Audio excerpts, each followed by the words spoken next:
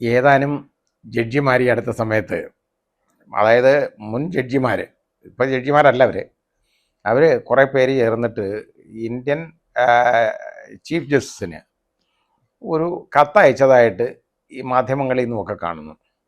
അപ്പോൾ അത് ഈ സമയത്തൊക്കെ അങ്ങനെ കത്തൊക്കെ അയക്കുക എന്ന് പറയുന്നത്, അതായത് ജുഡീഷ്യറിയെ എതിരെ ഒരു അറ്റാക്കുണ്ട്, ജുഡീഷ്യറി അങ്ങനെ ചെയ്യുന്നു ഇങ്ങനെ ചെയ്യുന്നു, ജുഡീഷ്യറിയെ നാണം കെടുത്താനൊക്കെ പോകുന്നു എന്നൊക്കെ പറയുന്നത് എന്ന് പറഞ്ഞുകൊണ്ട് ജുഡീഷ്യറിയെ നന്നാക്കാൻ വേണ്ടി അയക്കുന്ന രീതിയിലാണ് അത് അയച്ചേക്കുന്നത്. പക്ഷേ അതൊക്കെ ദൂരവ്യാപകമായ ചില പ്രത്യാഘാതങ്ങൾ ഇതിനുണ്ടാകും. വളരെ അടിയന്തരമായിട്ട് പരിഗണിക്കേണ്ട പല സാഹചര്യങ്ങളും, അതായത് പല നിയമപ്രശ്നങ്ങളുമൊക്കെ, അതായത് ഈ ഇലക്ഷന് മുമ്പ് തന്നെ വരേണ്ടത് സുപ്രീം കോടതിയുടെ പരിഗണനയിലൊക്കെ ഇരിക്കുന്ന ഒരു സമയത്താണ്. ഇങ്ങനെയുള്ള ഒരു സുപ്രീം കോടതിയിൽ ഇതുപോലെ അങ്ങോട്ട് എഴുതി അയക്കുക എന്ന് പറയുമ്പോൾ തന്നെ നമ്മൾ മനസ്സിലാക്കേണ്ടത് എന്താണെന്നറിയോ? അത് തന്നെ, അതായത് ഇങ്ങനെ എഴുതി അയക്കുന്നത് യഥാർത്ഥത്തിൽ നമ്മുടെ ജുഡീഷ്യറിയുടെ പ്രവർത്തനത്തിലേക്കുള്ള ഒരു കടന്നുകയറ്റമായിട്ടാണ് ഞാൻ കാണുന്നത്.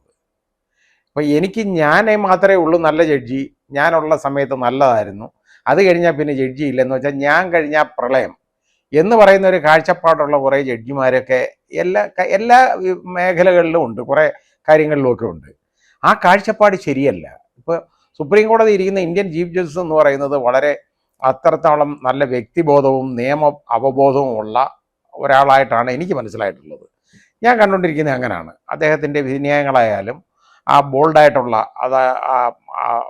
ഉള്ള പ്രവർത്തനങ്ങളായാലും അന്തസ്സുള്ള ഇടപെടലായാലും ഒക്കെ അതിൽ നിന്നൊക്കെ നമുക്ക് കാണുന്നത് അദ്ദേഹത്തിൻ്റെ നിയമ അവബോധവും അതുപോലെ തന്നെ അതിനെ കൈകാര്യം ചെയ്യുന്ന ആ രീതിയിലുള്ള അന്തസ്സായിട്ടുള്ള ആ കൈകാര്യമൊക്കെ നമ്മൾ കാണുന്നത്. അപ്പോൾ ഇനി അതിനെ അങ്ങനെ ചെയ്യണം ഇങ്ങനെ ചെയ്യണം എന്നൊക്കെ പറഞ്ഞ് അദ്ദേഹത്തിന് അഡ്വൈസ് കൊടുക്കാൻ ഇവരാരാണെന്നുള്ളത് എനിക്ക് മനസ്സിലായില്ല ഇതുവരെ. അപ്പോൾ ഇപ്പോൾ എനിക്കിതുപോലെ ഒരാൾ അഡ്വൈസ് തരാൻ വന്നു കഴിഞ്ഞാൽ എനിക്ക് ഇഷ്ടപ്പെടത്തില്ല. ഉള്ള കാര്യം ഞാൻ പറയാം, എനിക്കത് ഒട്ടും ഇഷ്ടപ്പെടുന്ന ഒരു കാര്യമല്ല.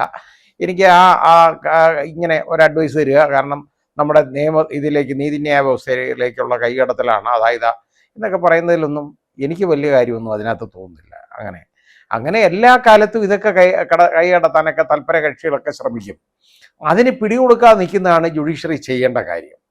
അപ്പോൾ ആ രീതിയിലുള്ള ഒരു തൻ്റെ ഇടം ഉള്ള ആളാണ് ഇന്ത്യൻ ചീഫ് ജസ്റ്റിസ് എന്ന് തന്നെയാണ് ഞാൻ കരുതുന്നത്.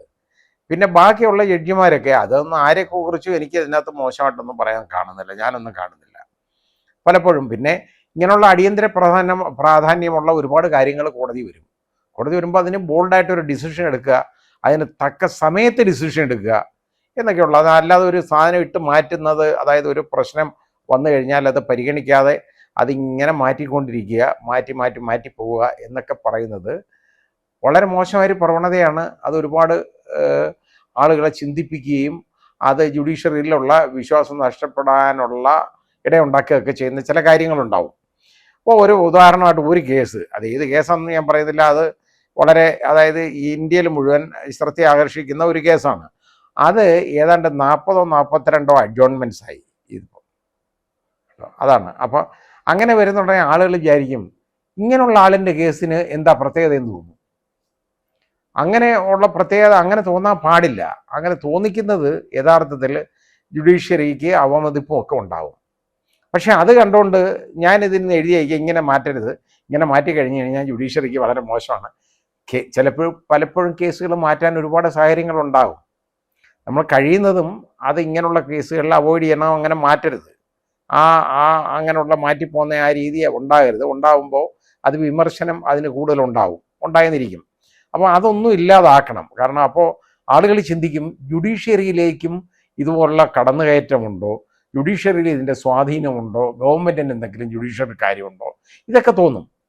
അങ്ങനെ തോന്നാൻ പാടില്ല. ജുഡീഷ്യറി എന്ന് പറയുന്നത് അതിൻ്റെ ഇൻഡിപെൻഡൻസ് കാത്തു സൂക്ഷിക്കുന്നതാണ് യഥാർത്ഥത്തിലെ ഏറ്റവും വലിയ കടമ്പ. അതാണ് ജുഡീഷ്യറി നേരിടുന്ന ഏറ്റവും വലിയ വെല്ലുവിളി എന്ന് പറയുന്നത് അതിൻ്റെ ഇൻഡിപെൻഡൻസ്, എപ്പോഴും വ്യക്തിത്വം, ഇൻഡിപെൻഡൻസ്, സ്വാതന്ത്ര്യം കാത്തു സൂക്ഷിക്കുക എന്നുള്ളതാണ്. അത് യഥാർത്ഥത്തിൽ ആ രീതിയിലുള്ള പ്രവർത്തനങ്ങളുമായിട്ട് തന്നെ മുമ്പോട്ട് പോകണം. അപ്പോൾ അങ്ങനെയുള്ള കേസ്, എന്തെങ്കിലും ഇമ്പോർട്ടൻ്റ് ആയിട്ടുള്ള കേസുകളൊക്കെ പരിഗണിച്ചുകൊണ്ടിരിക്കുന്ന സമയത്ത് ജുഡീഷ്യറിക്ക് ഇങ്ങനെയൊക്കെ ഉണ്ടാവും, അങ്ങനെ ഉണ്ടാവും, ഇങ്ങനെ ഉണ്ടാവും എന്നൊക്കെ പറഞ്ഞ് ജുഡീഷ്യറി ഒരുമാതിരി ഭീഷണിപ്പെടുത്തുന്നതും ഭയപ്പെടുത്തുന്നതുമായ രീതിയിലുള്ള പ്രവർത്തനം ആയിട്ടേ എനിക്ക് ഇതിനെയൊക്കെ തോന്നുന്നുള്ളൂ ഈ അഡ്വൈസ് കൊടുക്കുക. അതിൻ്റെ പുറകിലുള്ള പല ആളുകളുടെ കാര്യവും ഞാൻ കണ്ടിട്ടുണ്ട്.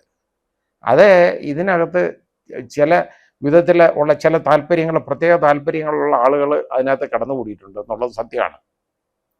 അപ്പോൾ അത് ആരൊക്കെ എന്തെന്നൊന്നും ഞാൻ പറയുന്നില്ല അതിനെ സംബന്ധിച്ചിടത്തോളം. പക്ഷേ അത് ആവശ്യമില്ലാത്തൊരു പ്രവൃത്തിയാണെന്നാണ് എനിക്ക് തോന്നുന്നത്. കാരണം അതിന് കഴിവുള്ള ആളുകളൊക്കെ തന്നെ സുപ്രീം കോടതിയിലുള്ളത്, അവർ തീരുമാനിക്കാൻ.